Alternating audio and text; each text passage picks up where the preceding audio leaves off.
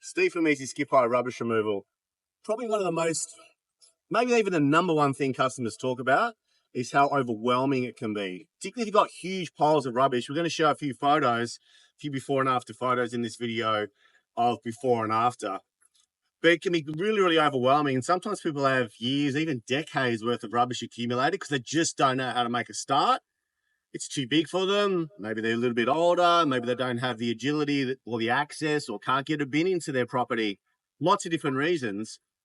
Regardless of the reason, we'll get it done for you. We'll make it easy as possible. So from taking the largest jobs, and it might take multiple loads, that's fine. You're not getting charged for time, labor, call-out fees. If we're there for half an hour, half a day, or 2 days, you get charged for the exact amount of rubbish we remove. That's all you get charged for.